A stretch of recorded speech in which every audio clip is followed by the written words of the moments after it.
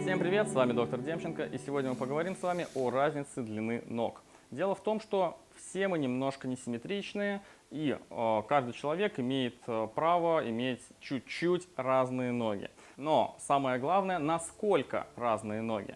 И тут все авторы сильно расходятся. Некоторые говорят, что до 5 мм разница длины ног никак не вредит здоровью и можно совершенно спокойно жить, функционировать. Некоторые говорят о том, что особенно в циклических видах спорта, особенно в беге, хотелось бы иметь разницу не более 1-2 мм. Некоторые же говорят, что даже 6-7 мм не ведут к каким-то глобальным проблемам. Я бы хотел поделиться собственным опытом, клиническими исследованиями и тем, что делать, если у вас разные ноги. Поехали!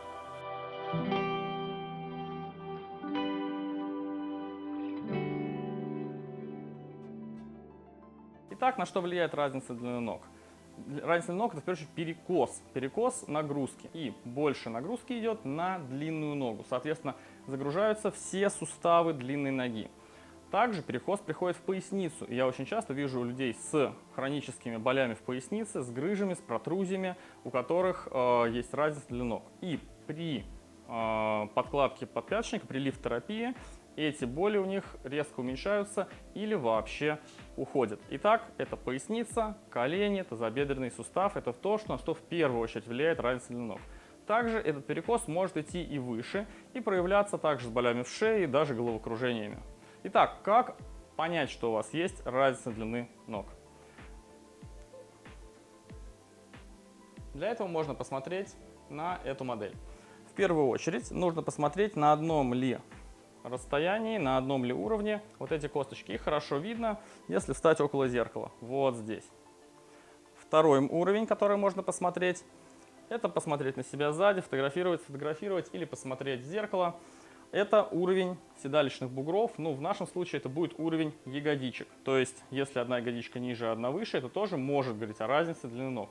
На самом деле и перепад по косточкам, и разница по ягодицам могут свидетельствовать и о других вещах. Да? Например, может быть гипотоничная мышца или может быть скрученный таз. Но если вы находите эти признаки, то, по крайней мере, вы можете заподозрить, что у вас могут быть разные ноги. Следующий момент, который может заподозрить, что у вас разные ноги, разностояние плечик, лопаточек. И очень важно посмотреть, что происходит с вашими брюками. Дело в том, что при большой разнице довольно часто вы можете обнаружить, что одна штанина по краешку трется, а другая нет. Или же, что, например, с одной стороны вы подшиваете брюки больше, чем с другой.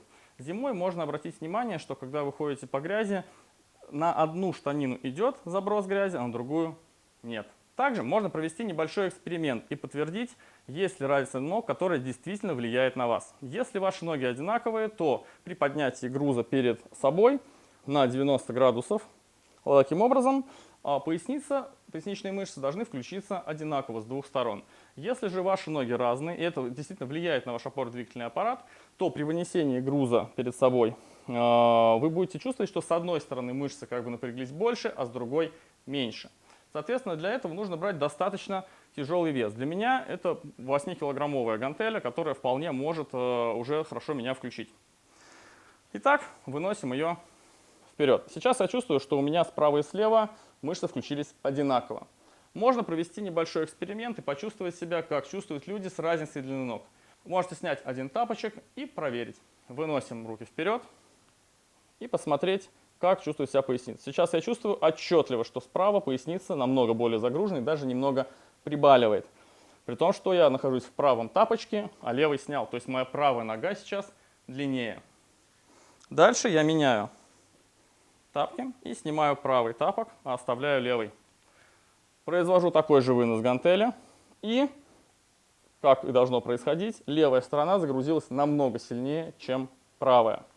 Если же у вас изначально, когда вы выносите вес, с поясницы включается неправильно, а при подкладке под ногу, либо под правую, либо под левую, там, подкладки в сантиметр-полтора, у вас резко налаживается баланс в пояснице, значит, нужно сходить на дополнительные исследования, сделать специфический рентген, посмотреть, есть ли разница длины ног и изготовить подпяточник. Ну, в общем-то, обратиться к ортопедам, которые занимаются коррекцией разницы длины ног. Я вам сейчас покажу, как выглядит такой специальный рентген, и как раз на нем покажу человека, у которого есть такая проблема. Наиболее достоверным признаком разницы длины ног является проведение именно рентгенологического исследования стоя путем панорамной рентгенографии. Если вам остеопаты, мануальный терапевт или ортопеды просто меряют ногу сантиметром, говорят, что у вас есть разница длины ног, изготавливают подпяточники, это не совсем правильный путь. Почему? Потому что очень часто можно увидеть так называемую функциональную разницу длины ног. То есть, когда мышцы поясницы укорачиваются, и в позиции лежа мы можем видеть, что ноги как бы разные. Почему? Потому что у человека перекошен таз, потому что поясница находится справа и слева в разном тонусе. Вот. И поэтому из положения лежа очень часто можно ошибиться. И, например, если мануальный терапевт или массажист что-то с вами делает и говорит, вот у вас были ноги разные, а сейчас у вас ноги одинаковые, значит, у вас была функциональная разница длины ног, то есть не настоящая, за счет того, что были какие-то мышцы напряжены, где-то повернут таз. Подпяточником же корректируется только истинная разница длины ног. Истинная разница заключается в разнице длины костей нижних конечностей. А для того, чтобы измерить длины костей нижних конечностей, необходимо сделать рентген в весовой нагрузке, то есть в положении стоя. Вот такой рентген пациентки, у которой разница в примерно сантиметр. Она обратилась с хронической болью в поясничном отделе позвоночника, которая у нее ничего не помогала. Уже в течение 6 лет налечилась и у массажистов, и у мануальщиков, и у неврологов. Даже носила стельки. И, в общем-то, боль не изменялась особенно. После панорамного рентгена можно увидеть, что ее правая бедренная кость длиннее, чем левая бедренная кость. И здесь вы можете увидеть как раз те признаки, которые я говорил, можно увидеть на себе. Косточки находятся на разном уровне. Ягодицы находятся на разном уровне, седалищные бугры находятся на разном уровне. И если вы обратите внимание на наклон крестца и на компенсаторный изгиб в пояснице, вы можете увидеть, что в пояснице есть небольшой компенсаторный сколиоз. Дело в том, что при таком наклоне таза крестец, очень плотно привязанный к тазу связками через суставы, будет также наклоняться в бок.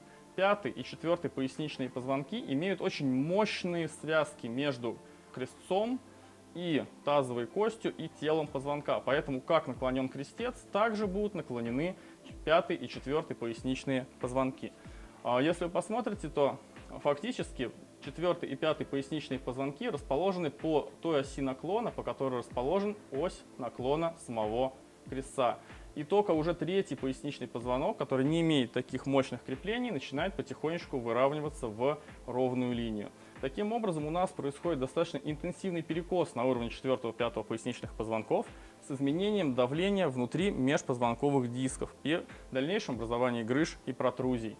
То есть давление приходит неравномерно, потому что тело давит по оси ровно, а нагрузка распределяется справа и слева неравномерно, как вы можете почувствовать на эксперименте с гирей. Вот. Этой пациентке был изготовлен подпяточник. После недели хождения с подпяточником ее боли в пояснице полностью прекратились. Итак, если подрезюмировать, если вас беспокоят хронические боли в колене, в тазобедренном суставе, в пояснице, в области крестцово-подвздошных сочленений, в области тазобедренного сустава, и они как-то не проходят от упражнений, таблеток или каких-либо уколов и физиотерапии, то один из очень возможных вариантов, что у вас есть разница длины ног. Соответственно, каким образом вы можете ее заподозрить, я рассказал, но после того, как вы заподозрили такую разницу, обязательно сделайте панорамный рентген перед тем, как идти к ортопеду и изготавливать подпяточник. По большому счету, если у вас разница около 5, 6 или 7 мм, то можно обойтись стандартным подпяточником, который можно купить в ортопедическом салоне. Это стандартный гелевый подпяточник 5 мм. На самом деле не всегда нужно полностью выравнивать ноги для того, чтобы убрать клиническую картину. Часто достаточно просто хотя бы довести разницу до 2-3 мм, и давление в позвоночнике нормализуется. Если вам было полезно это видео, ставьте лайки, колокольчики, пишите, о чем было бы вам интересно узнать. Всем пока!